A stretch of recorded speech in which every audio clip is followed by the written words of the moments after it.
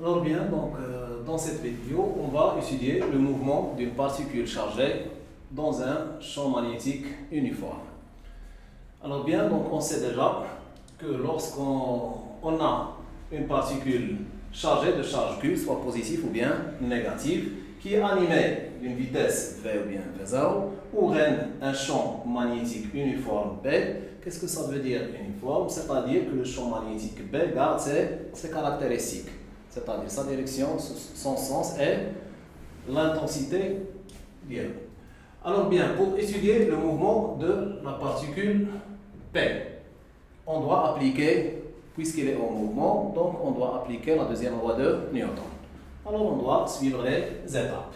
On commence toujours avec dans un repère ou bien un référentiel terrestre, ce qui importe qu'il soit galiléen. Bien, donc le système étudié.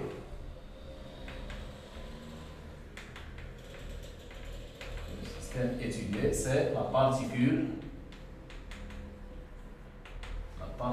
P. Bien, le bilan des forces.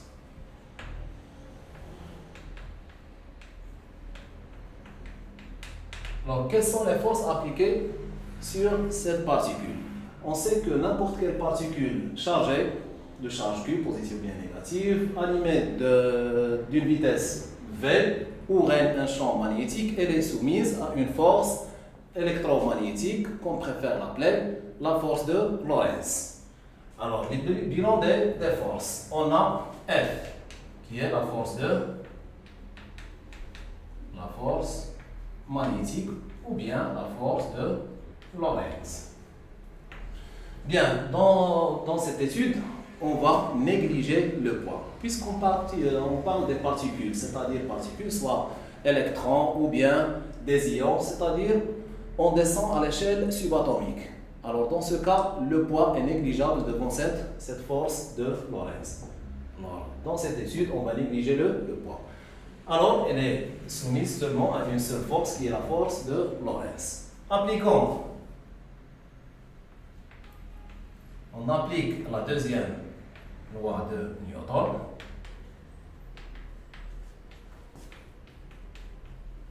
La deuxième loi de Newton, c'est-à-dire la somme des forces extérieures appliquées égale à le produit de la masse et l'accélération de son centre d'énergie. Bien, la seule force qui est appliquée, c'est la force de Lorentz F, notée F, égale à M AG. Alors bien, ici, pour travailler, on ne va pas étudier ou bien faire les projections sur le repère qu'on sait déjà, qui est le repère OIJK. Non. Dans ce cas, on va projeter dans le repère de Freinet. Alors, dans cette étude, on va projeter dans le repère de Freinet. Bien, dans le repère, ou bien tout simplement, laissons la particule, on travaille seulement dans la base de Freinet. Alors, la base de Freinet. La base de Freinet est composée de deux vecteurs, U et N, c'est-à-dire la composante tangente et la trajectoire et la composante N, bien le vecteur unitaire normal AU. Donc, supposons, si on veut, par exemple, dans la position O, dans ce cas, si on veut suivre le trajet de la particule, donc c'est comme ça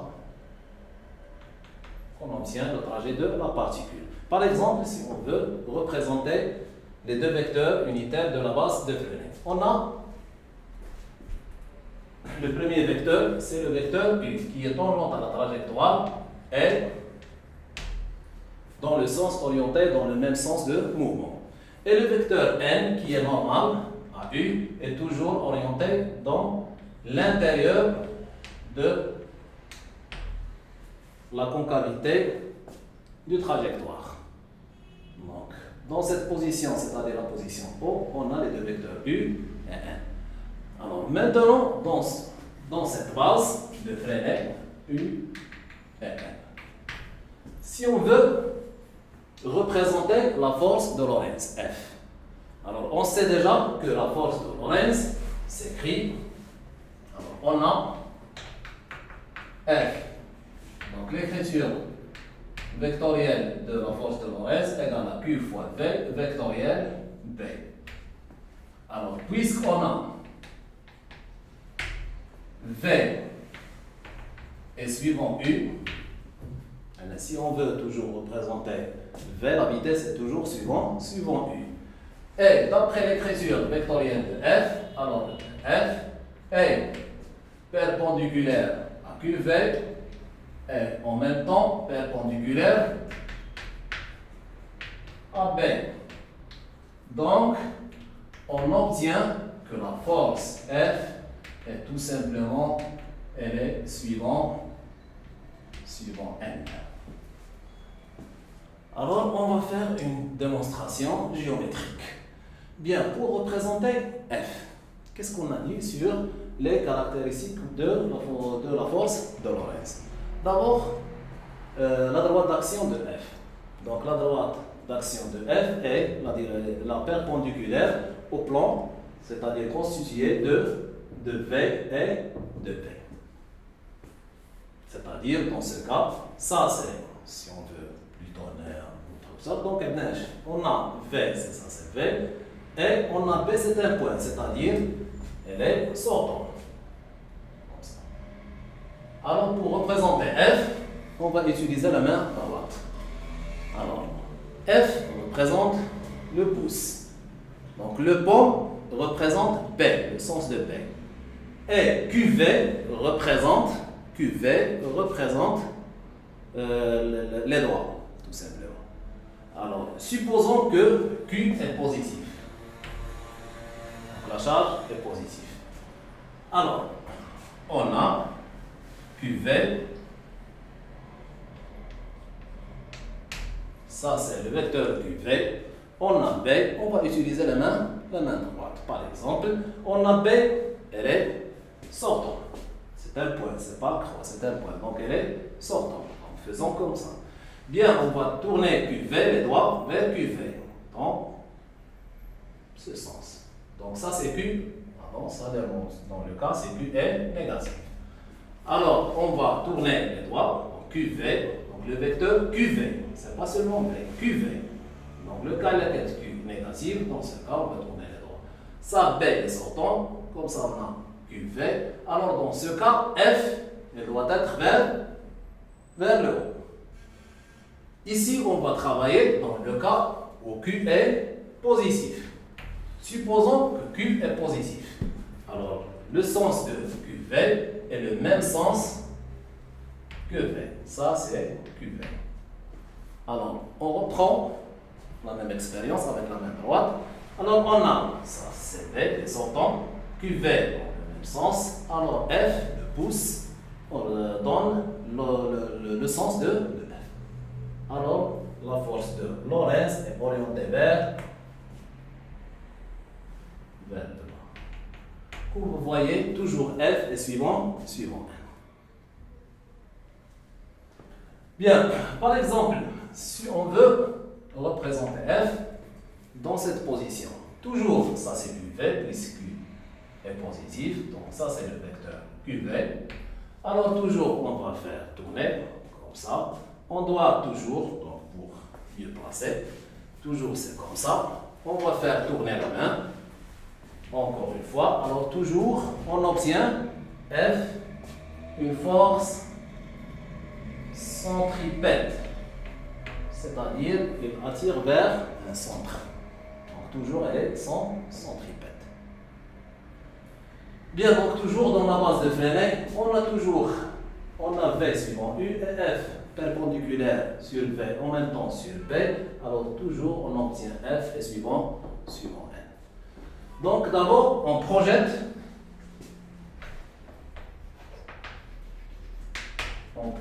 Sur P représente la particule, donc sur PU. Donc on va projeter toujours la deuxième loi de Newton sur PU. Donc par exemple, qu'est-ce qu'on a dit? On a dit que f est suivant n. Donc la projection de f sur PU égale à 0. Et on a n, la projection de l'accélération sur U égale à tangentielle, car on sait que AG dans la base de Freinet, il a deux coordonnées dans la composante tangentielle AT et la composante normale AN. On a 0 égale à n. AT, ça implique que A tangentielle égale à 0. Ça implique que la dérivée de VG sur dt égale à 0. Donc, VE est constante. Alors, comme ça, on déduit que la vitesse est constante, donc le mouvement est uniforme. Passons maintenant à la projection sur Pn. Donc, on va projeter sur Pn. On a vu que P est suivant N, plutôt F est suivant N. Donc, si on projette sur N, on va avoir l'intensité de F et M à N. Donc, la composante normale de l'accélération. On sait déjà que là, F égale à Q, l'expression vectorielle. Donc, F égale à le module, l'intensité de F, donc égale le module, ou bien la valeur absolue de Q, fois la norme de V, fois B. Normalement, on a toujours la valeur absolue de sinus de alpha. Avec alpha, c'est l'angle qui est déterminé par V et B. Dans ce cas, on a B et V, ils sont, comme vous voyez, ce sont deux vecteurs orthogonaux. Alors, dans ce cas, sinus égale à, c'est-à-dire l'angle égale à pi sur 2, ou bien plus ou moins pi sur 2, alors le sinus égale à 1 ou bien moins 1, avec la valeur absolue, on obtient que sinus égale à 1. Donc, c'est seulement le reste de l'intensité de F. Donc, on a toujours, seulement pour mentionner, on a toujours le cas de V est perpendiculaire à P, bien de vecteurs orthogonaux. Donc, ça égale à n. Passons à l'expression de AN qui est V au carré sur O. Alors, on simplifie par V, on obtient O égale à, donc finalement, égale à M fois V sur la valeur absolue de Q fois V. Et puisque on a V constante, B constante, donc ρ aussi égale à R égale à constante. Alors, le mouvement de P, de la particule, est circulaire. Puisque ρ, donc, le rayon est constant et la vitesse est constante. Donc, le mouvement de P est circulaire, uniforme.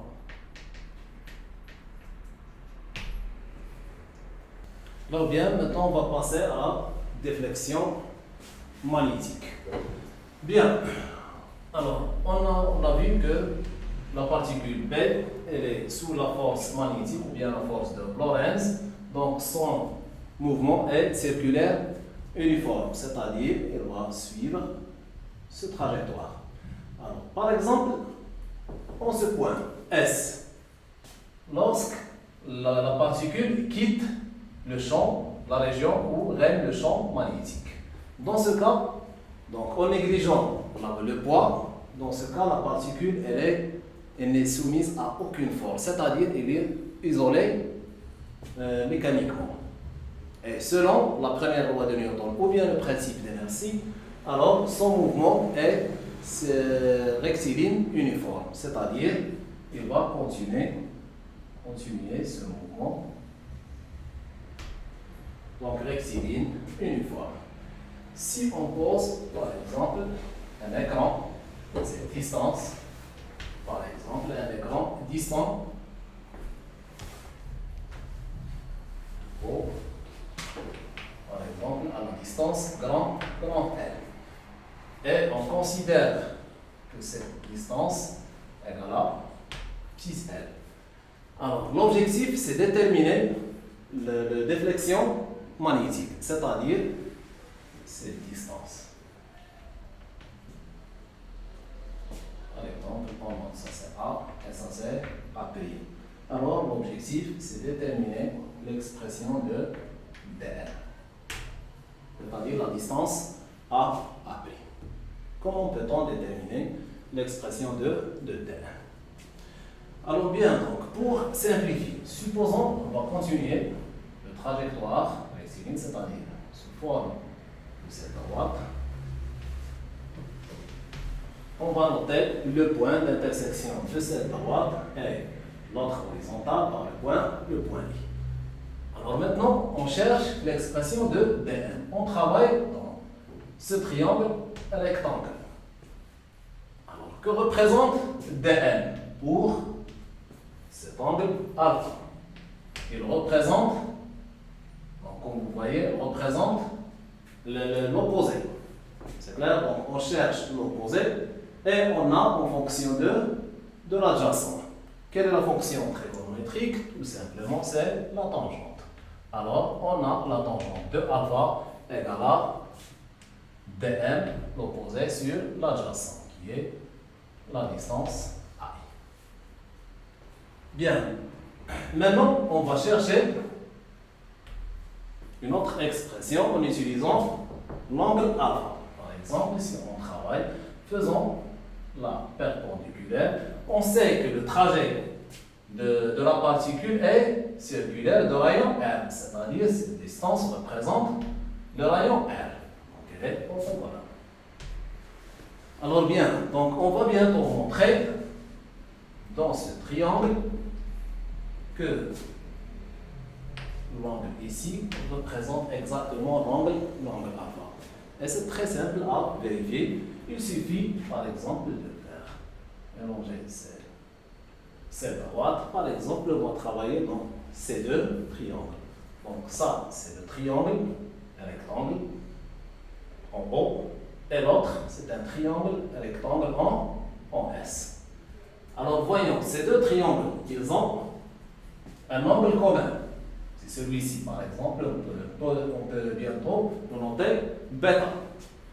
Et l'angle ici représente pi sur 2. De même ici, pi sur 2, les deux autres angles sont égaux. Alors automatiquement, les deux restes angles sont égaux. Alors ça, c'est très simple à vérifier. C'est du mathématique pure. Bien, donc on travaille, par exemple, on note, par exemple, ça c'est H, et ça c'est le point C. Dans ce triangle SHC, rectangle en H. Bien, donc, que représente R et ses distances? Ça c'est l'opposé et ça c'est l'hypoténuse. Donc la fonction trigonométrique qui relie l'opposé et l'hypoténuse, c'est le sinus. Donc, ou bien la fonction sinus. Sinus de alpha dans ce triangle égale, donc c'est la distance HC, ou bien plutôt HS, sur le rayon, qui est CS. Alors, cette distance HC, c'est L, et CS, c'est le rayon R. Alors, on va essayer, d'une façon bien d'une autre, de faire associer les deux relations. Dans ce genre d'expérience, alors on a, si alpha est un angle très petit, donc on va travailler avec des approximations. Si alpha est très petit, donc le sinus de alpha égale le tangente ou bien tangente de alpha, égale plutôt alpha. Et d'autre part, on a cette distance grande L, elle est largement supérieure à celle-ci, c'est-à-dire à AOI. Alors donc, on va associer ces informations. On a le tangente de alpha égale le sinus de alpha, c'est-à-dire on a Tn sur AI égale A plus L sur R. Et, d'autre part, Qu'est-ce qu'on sait sur la distance AI?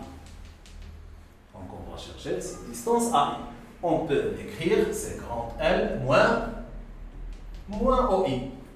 Donc puisque L est largement supérieur à OI, on peut approximer donc ça que AI exactement égale à approximative à L. D'où dm sur, on va remplacer AI par L égale à L sur L. Alors continuons ici. Ça implique que dm égale à L fois grand L sur R. Et on sait déjà, on vient de montrer que l'expression de R égale à M fois V sur la valeur absolue de Q fois B. Donc, l'expression de dm égale à L fois grand L divisé par R, c'est-à-dire multiplié par l'inverse, c'est-à-dire fois Q fois B, le tout sur M fois V.